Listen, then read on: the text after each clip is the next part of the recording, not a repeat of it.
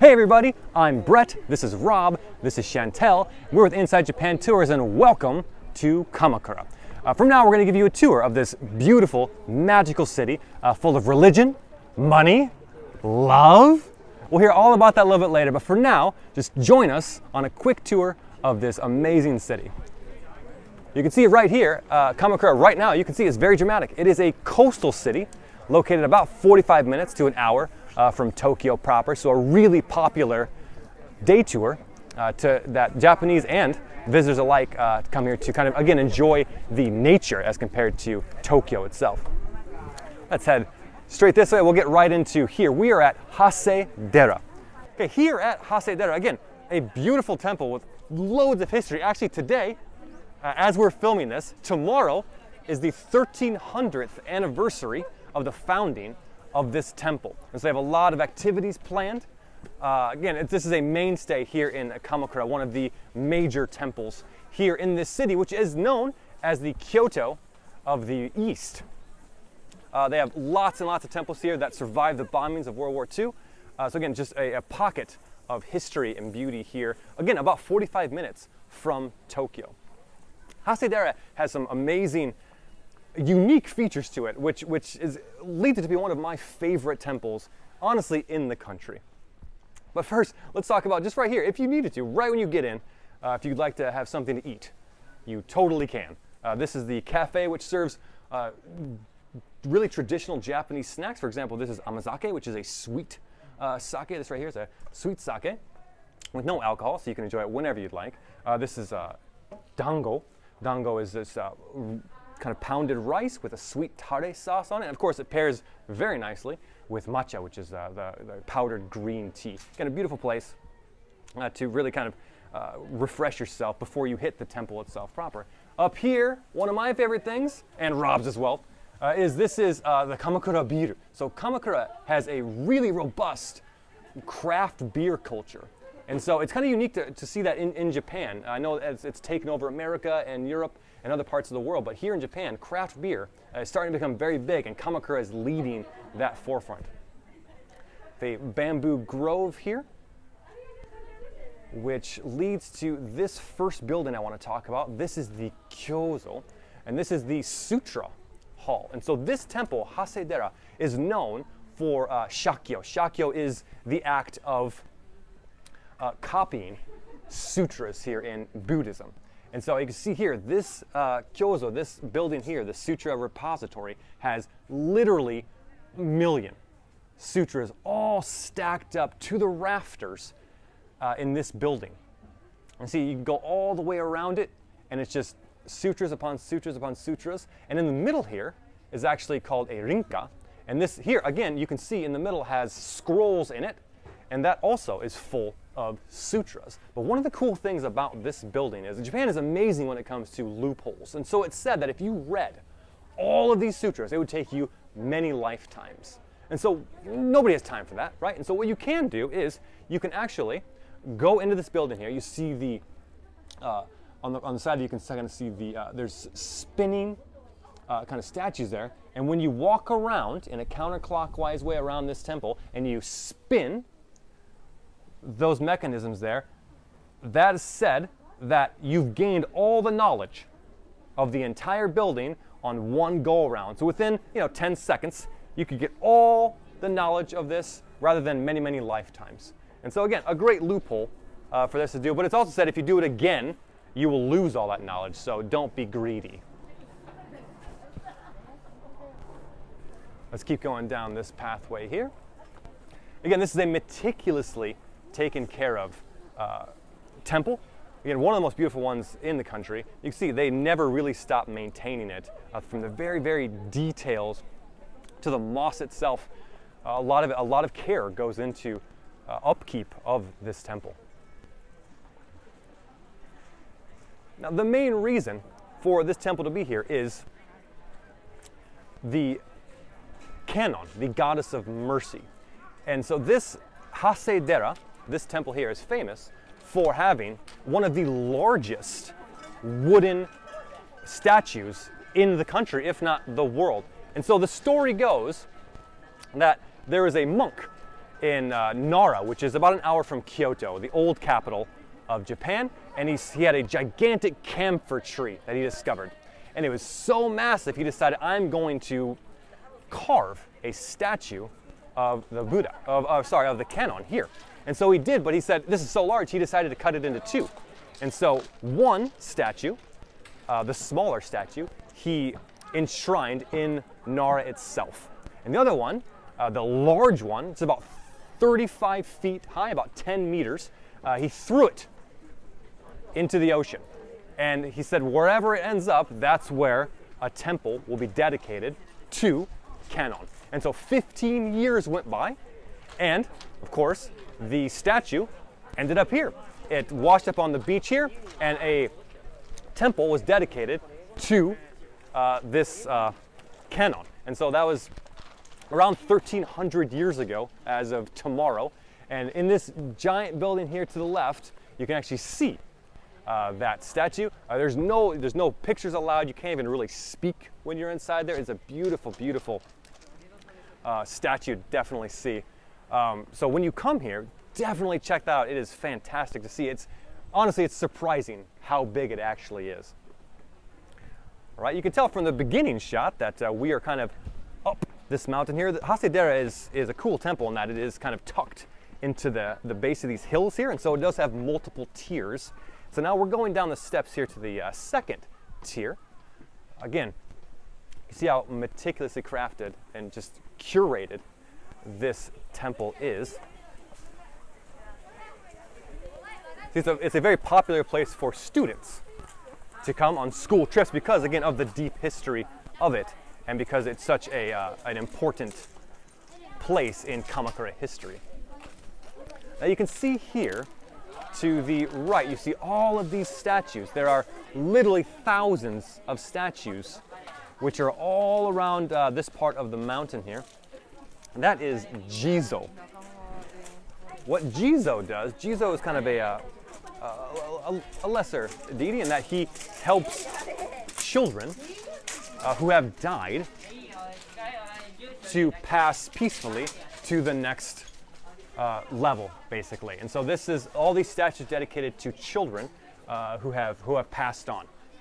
And so it's said that even since World War II, there's been over 55,000 of these statues placed here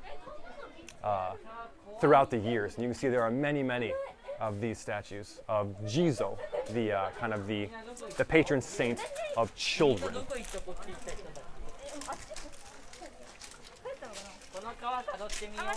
And see, it is a popular place for students to come and pay their respects.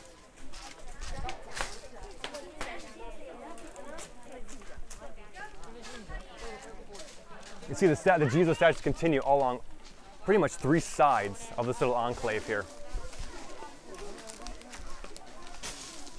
Okay, now we're going to head down to another tier and to slowly make our way to the bottom of Hasedera.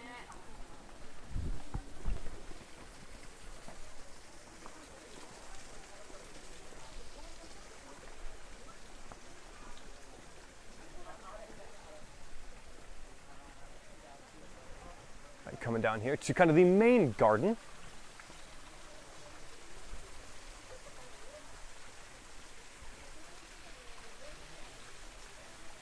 See, coming up here to the right and left, you have various waterfalls and also some water features full of the ubiquitous koi, the Japanese carp. Here, usually very, very colorful.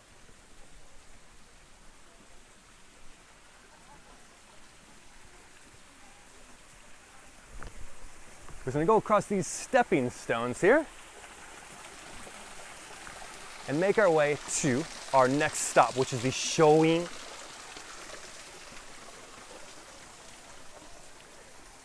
The Shoin is the place where the actual sutras are copied, and they can be copied by anybody. If you come from abroad and decide to visit Hasedera, you can get in on copying sutras. We'll talk a little bit more about that once we actually get to the building. Over here to the in front of us here is a kind of a little building dedicated to the god Daikokuten, Daikokuten is one of the 7 lucky gods in Japan. He's the god of, I guess, wealth and luck. He's known for his, he has a big hammer, which he carries, and if you rub the hammer, well, riches will come to you. I've rubbed it many, many times and am wealthy beyond belief. Let's go in here. So now we're going to enter here. This is the Shoin. And so this is a private area where you can, again, you can copy sutras.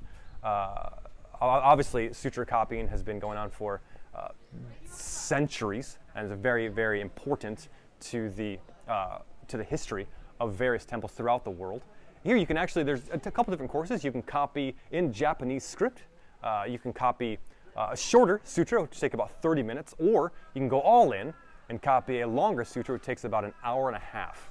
You can see here it does have a beautiful kind of Japanese rock garden, which is, you can see here it has ridges to it, and that's actually to evoke water, because the water here in Kamakura is, is used for their craft beer, but also Benzaiten, which is another goddess we're going to talk about a little bit now, and Chantel will talk about later on, is the goddess, one of the 7 lucky gods, and she is the goddess of everything that flows. So it would be water and music, and she's also the goddess of beauty, feminine beauty. So go in through here. This right here is a cave dedicated to the goddess Benzaiten, the goddess I just spoke of. And so we're going to go in here into these caves, which were hewn, which were carved into this mountain by Benzaiten's followers many, many, many years ago. Let's see here. You have this right here. This is Daikokuten. You can see this is his hammer right here. So again, luck. I'm giving all of you luck right now. So we kind of go with money. See, these reliefs have been carved into the cave here. A lot of these are the 7 lucky gods, but also reliefs of the followers of Benzaiten who actually created this cave itself.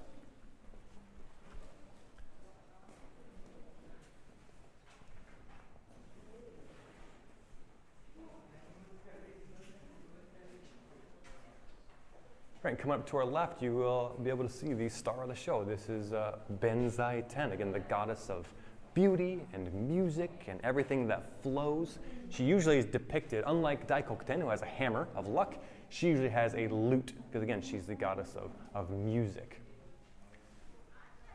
All right, we're going to go here, which is, again, says caution. This is this cave can be very, very small. So Rob is going to duck down. We're going to go into this cave here. And I just want to show you kind of the main, I guess, little altar of Benzaiten, the goddess of music and beauty. So we're going to go here. We're going to take a left. If you are a little bit claustrophobic, I don't recommend this, but if you do like kind of exploring caves a little bit, it's a nice little route. We're going to take a right here, and this is kind of where you can buy little statues of Benzaiten herself and kind of dedicate them to whether, for example, I have a daughter, and so I bought one, dedicated one to her. And you can just buy these little statues for 300 yen, so about $3 in US money. And you can just put this here and have it dedicated to really anything having to do with Benzaiten. And I've seen this place over the years be full of thousands of these. But right now, they just a cleaning, and so there are fewer here. But you can kind of see up here as well, they kind of just, you stick them wherever they can, basically be, wherever they can fit into the actual cave itself. So it's a kind of a unique feature to Haseidera, and again, one of the reasons why I do love taking visitors here.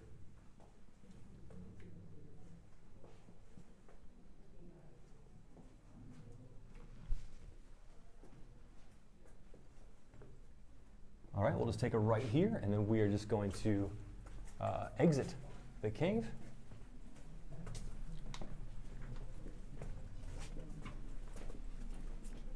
All right, we can all stand up straight now and head over here. To the right, you can see these are emma. Emma are basically votives that you can buy for around 500 yen to 1,000 yen. And you can write, you can see here, this is Benzaiten. right here with their lute. And so this, you can buy these and just basically put a wish or a dream on them, some sort of prayer, and then put them up here, and then eventually the monks will take them and put them into a fire and burn them, and then you hopefully the smoke and your dreams will all go up into heaven and they'll all come true.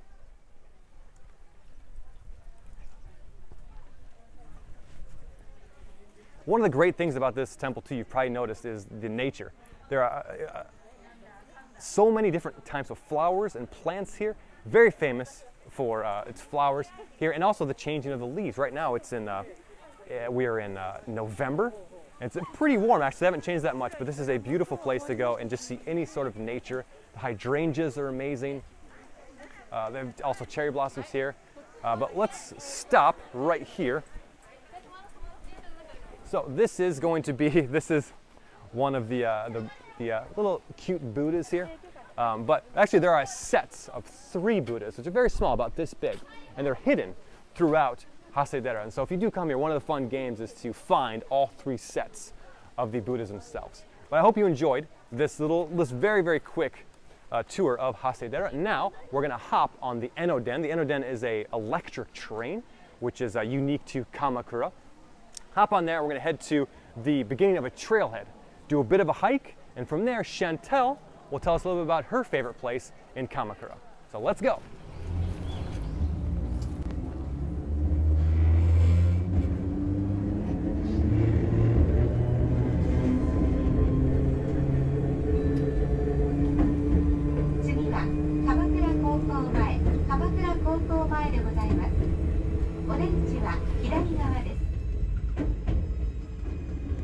The next station is Kamakura Koukou Mae, EM 8.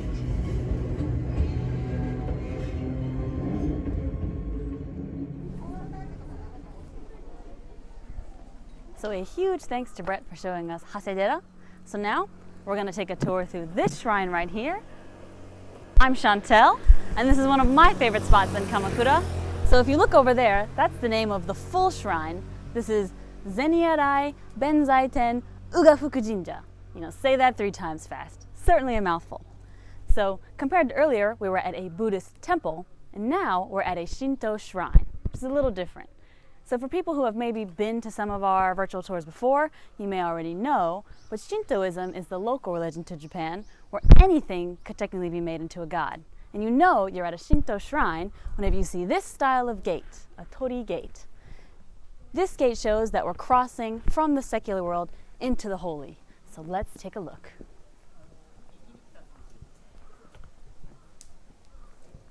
The feeling of really passing into a holy place is certainly amplified with this cave.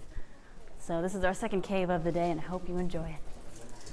So the story behind this shrine is the first shogunate, or military ruler, of the Kamakura area in the 12th century had a dream on the day of the snake, the month of the snake, the year of the snake, that a snake visited him and told him to build a shrine in this area, and Kamakura will surely be prosperous.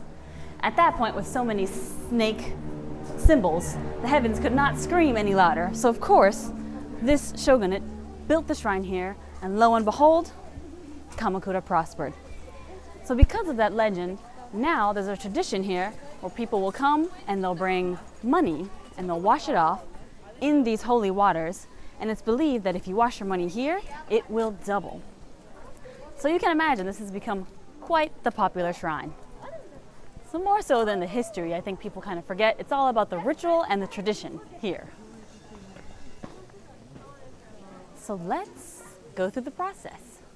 You'll see straightforward, there's some people selling some baskets, incense, and candles, and that's how you get the whole ritual started. If you want your money to double, you do have to start with an investment, right?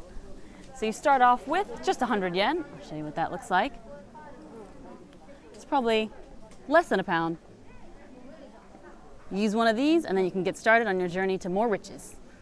Let's get started.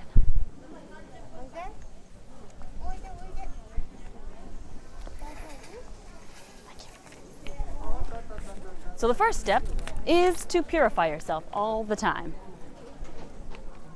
At some temples, you can purify yourself by washing your hands. At other temples, they'll use bells to purify you with sound. At this one, you light a candle to burn away any impurities, and then you end up bathing in some incense smoke to pure yourself all over your body. So we start off with tool number 1, a tiny candle. So you can see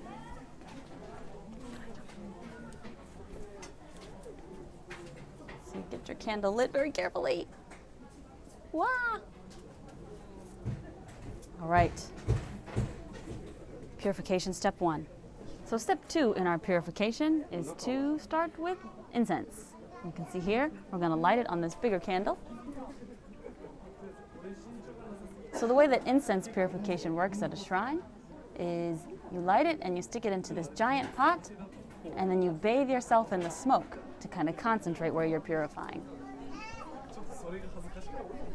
So let's say if you have a bad back, you can kind of put the smoke over your back. If you have a headache or you want to be smarter, you could brush it over your head, whatever your desires are. Just really think about it and bathe in the smoke. Okay, now we're ready to do the best part, multiply our money. So I mentioned that it was a serpent that came to the shogun who told him that these waters were holy. And that serpent's name was Uga-fuku. So Uga-fuku is actually the Shinto version of the goddess that Brett introduced us to earlier, Benzaiten.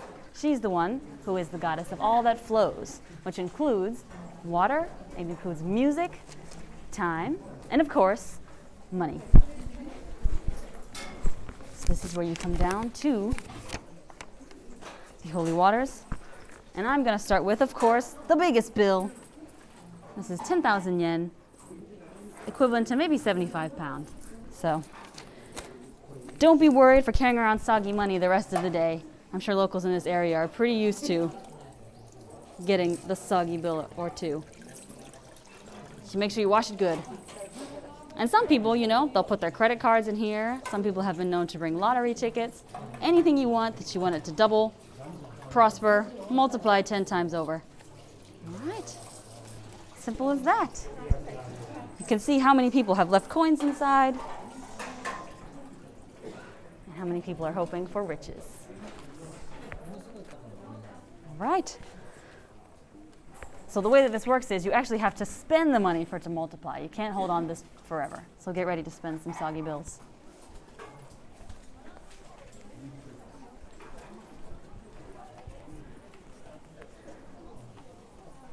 So yes, we went through the waters, and there's another section of this shrine that is also dedicated to water, which is the fortunes.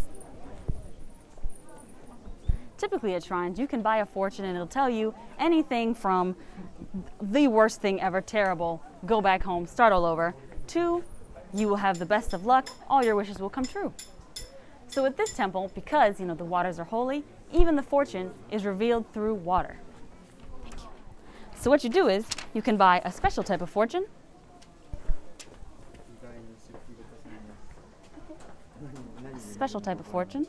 So right now, it's empty. But once we put it in these holy waters, our fortune will be revealed. Let's try.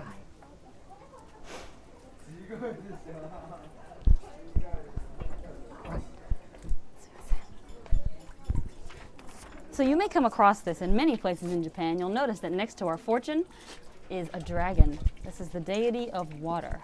Oh, here we go. Can you see it showing up? Oh. Well, my luck isn't realized yet. It means it's on the way. Woo-hoo. This one's just okay luck. Not the best ever, but it's good enough for me to want to keep it. So if this was bad, you would fold it up and tie it onto a tree. But this is pretty good. It means my luck will come later. So I'm going to hold on to this. And the idea is you want to keep it close, somewhere high up. Like let's say in your wallet or in your front pocket. I'm just going to have lots of soggy bills today.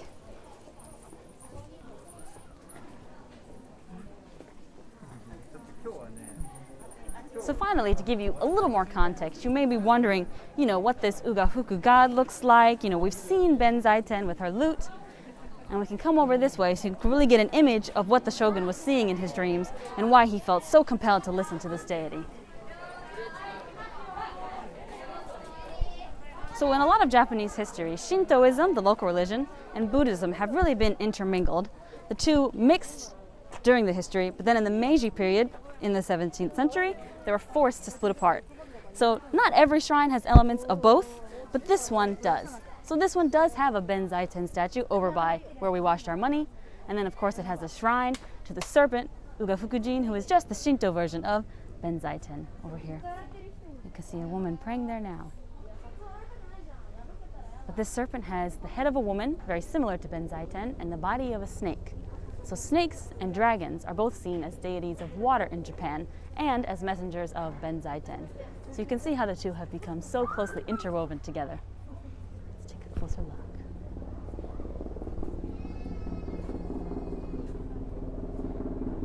And you may notice right where the statue is, there's lots of small bottles, and that's actually sake. So sake was once seen as a holy drink for the gods. So a lot of times you'll see sake given as presents, and sometimes you'll see fruit as well, just to honor the deities of this shrine. All right. So you may be able to look around us, and you can see that we're already surrounded by trees. We're so close to getting on a hike that takes you from the northern part of Kamakura to one of the most famous statues, which is the giant statue of Buddha. So we're gonna join the hike with Rob and look at one more pretty cool shrine on the way.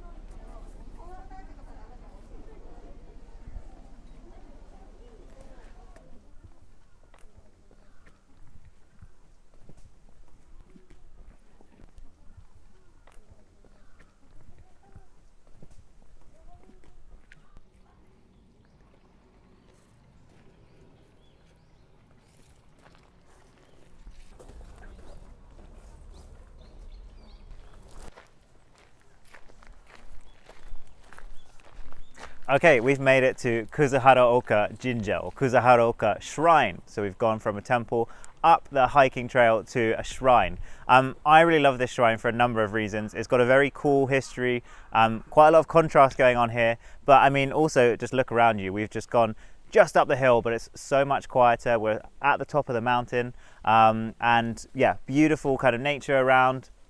At this time of year, you can see Mount Fuji from here. It's one of the few places in Kamakura you can actually see Mount Fuji. A little bit far for us to pick out on the camera, so we won't show you that today. It also has beautiful cherry blossoms in the spring, and at New Year's they have lots of food stalls and stuff around here. So it's a great alternative to come to for your first prayer of the year, or Hatsumode. So let's have a little walk up to the shrine itself. So I mentioned this shrine has a pretty interesting history.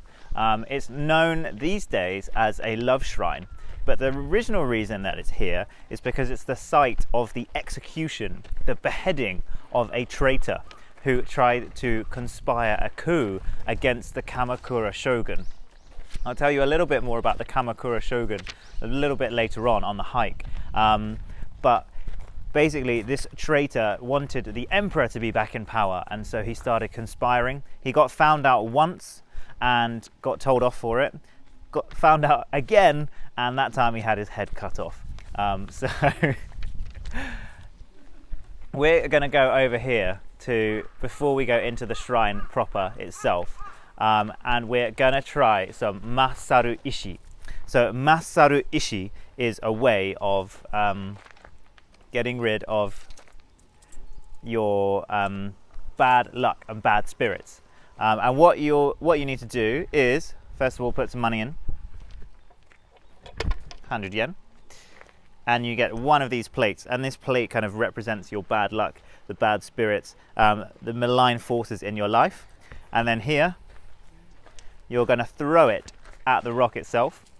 And the idea is that you want the whole plate to smash. If it just bounces off, then you haven't done a very good job. You are allowed to, and it is written down there that you can go and pick it up again. But we're going to try and do this in one go. So no pressure, Rob. Phew, got past that bit. Right. Now we're going to head into the shrine itself. So through the torii gates, which Chantel mentioned before. Going to put my mask on as we enter. So now that we've got rid of our bad spirits and malign forces, we can head up these stairs to what the shrine is most famous for, not the beheaded traitor, but for the love shrine. So over to our left here, you can see these two stones. And these are called the Enmusubi Ishii. And Enmusubi is basically a way for kind of a connection and a relationship. And so you can see these red strings, and they have a 5 yen coin attached to them as well. So 5 yen, about 3 to 5 pence, or $1, or less than $1. This is the one here. You can see it's got the hole in. Usually they're considered very, very lucky if they have the hole in, and they're the best ones to put as a donation when you want to pray at a shrine. And you can see that these two stones are connected. The male and female stones, or the partner stones, are connected with each other. And so if you want to pray for a good, strong relationship, then this is the place to come. What you can also do is, we've talked about Emma before, the prayer boards, where you can kind of write wishes and things. Because this is a love shrine, it's about your partners. You can actually, everyone along here, you can see, has actually written their name and their partner's name. So you can see here, for example, this one here says watashi, so me, and you write your name, and then you write anata, or your name, so your partner's name. And this is a way to show that your love will be blessed and continue forever.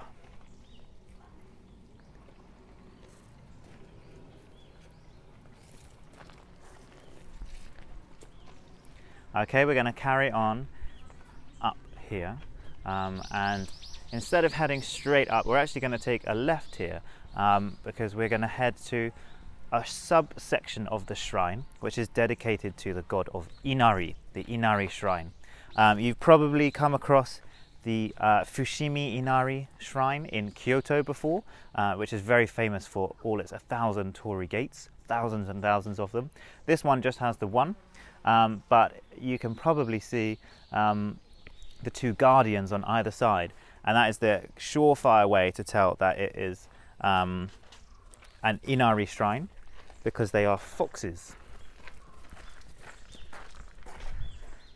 Now, foxes are known to be the guardians of the Inari Shrine, because the Inari Shrine is dedicated to rice and harvest. And so foxes were seen as a very good thing for two reasons. One, they were seen as a kind of messenger to the gods. They were very kind of elusive, so you could kind of see them disappearing into the night. So in Japanese folklore, foxes are known as kind of the messengers to the gods. And also they were very, very good at killing things like rats. So they did a fantastic job of keeping your rice and your storehouses safe. So you could see one of them has a key, and this one on the right hand side that we're looking at now has an orb, which is supposed to kill demons. So this is the Fushimi, or the Inari Shrine here at Kuzaharoka Jinja. So it just goes to show that in Shinto shrines, often you're covering more than just one thing. So you want to make sure that you're in love, but you also want to make sure that you have food on the table as well. Okay, so that is all we are going to see in Kuzaharoka Jinja. We're going to take a little walk out onto the rest of the hiking trail. We're going to jump on the trail itself, and I'll give you a little bit of a talk about Kamakura's history and why we're talking so much about this shogun and the emperor.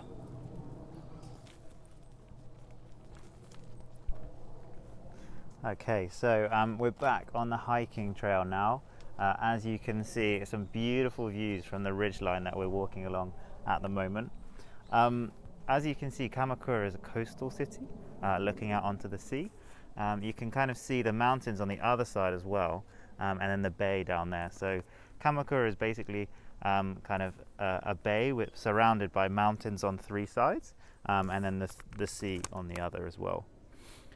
So we are on the hiking trail which is called the Daibutsu hiking course, and that connects Kita Kamakura in the north to Hasei, where we actually started our journey at the beginning with Brett, in the southwest or along the coast. So we will be heading along this hiking course towards the Daibutsu, and the Daibutsu is the large Buddha which we have been mentioning before, and that will be at the end of the hiking course. So looking down there, it may have seemed to you like this is quite a small coastal town, but actually in the 13th century, so in 1250 AD, it was recorded as the 4th largest city in the world in terms of population. So the population at that time was 200,000 people. Now it's actually only about 175,000, so it was a really, really important city in Japanese history. It's so important that a whole era is named after it, the Kamakura Period in Japanese history. Now the Kamakura Period happened when this was the largest, 4th largest city in the world. Happened between the late 12th century and the early 14th century, so just over 100 years or so. And it's where the power moved from Kyoto in the west out here to the military government. So a military government was formed, and they've decided to base themselves in Kamakura out here. So it was a real big shift in power in Japanese history, from the Kyoto and the emperor to the military government, and they were called the shogunate. So we've been mentioning the Kamakura shogun and the shogunate in the last few things that we've been talking about, and that's who we're talking about. So the shogunate is the Japanese military government at the time, and they, although the name of the capital is still Kyoto in the west, Kamakura is really where the power came from, and they called themselves the Bakufu. So they basically kind of ruled behind the curtain, which is what that translates to literally. So the real power later on was actually wielded by the Hojo family. Now the Hojo family you may not have heard of, but you probably have seen them, particularly in the shrines and temples that we've been visiting. Their family symbol is four triangles fitted together to form a pyramid, and that is actually where Zelda, if any of you are video game fans, that is where the Zelda crest comes from for the Triforce. So those triangles, the Hojo symbol, is where the Zelda crest actually came from. Now the Kamakura period was going pretty well for a while, and what it's mainly very famous for is 2 failed attempts by the Mongol army coming to invade Japan, both in 1274 and then a bit later on in 1281. So the Japanese decided to send warriors down to the southwest to defend themselves against the Mongol invasion, and they were largely outnumbered, but they were helped out massively both times by what they later called the divine wind.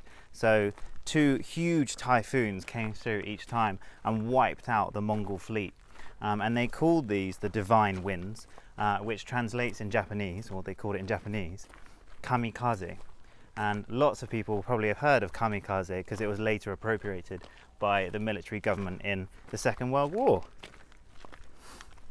And although they successfully defended themselves against the Mongols with the help of this divine wind, the kamikaze, it was actually a really costly campaign for the Bakufu government, the shoguns, because although they won, they didn't have anything to show for it. They didn't have any riches, they didn't have any land that they could share with their warriors, and so that kind of really exacerbated some of the weaknesses in the government. And so in 1333, that's when Emperor Go-Daigo, a very, very important figure in Japanese history, he actually was able to successfully lead a revolt. So our friend back at Kuzaharoka Shrine, who was beheaded. He was trying to help out Emperor Go-Daigo, but he was actually executed just a couple of years before Go-Daigo successfully was able to lead that rebellion. Now, the other main thing that the Kamakura period was famous for was the introduction of two forms of Buddhism. One was Zen Buddhism, and we saw some of the Zen Buddhist gardens and the rock formations, which Brett showed us back in Hasedera. And the other one was Jodo Buddhism, or Pure Land Buddhism, and that is where we'll be heading to next. If we don't fall over the trail, got to keep our wits about us. So we'll be heading up there to Amida Butsu. So we're going to be seeing the Daibutsu, which is the large bronze Buddha statue. Really, really impressive. It's a little bit further along here, so we won't have you join us all the way, but we're going to jump ahead and we'll meet you at the Buddha. Let's go. All right, so we have finished the hike and we've made it to our ultimate destination, which is the Daibutsu, the great Buddha of Kamakura. Definitely the most, I guess, iconic site here in this coastal city. And you can see how impressive it is. It is the second largest bronze statue of Buddha in Japan, second only to the giant Butsu in Nara. And this statue here, this was cast in the year 1252 and used to be buildings all around it, part of a giant temple complex. And all those buildings were destroyed in a big storm. And so it's actually just been sitting out here in the open since the 15th century. Fun fact about it too, a couple hundred years ago, its head fell off. So they had to reattach the head. And I just like to think of the monk who discovered that when he came in for work that morning. That's just funny to me. So actually you can go inside of it too if you want for 20 yen. You can kind of go and see how they actually created it and kind of melded all the metal work together. But yes, you've done it. That's your reward for completing the hike here in Kamakura. All right, so thank you so much for joining us on our journey here in Kamakura. We're all going to say goodbye to you, so let's flip the camera real quick.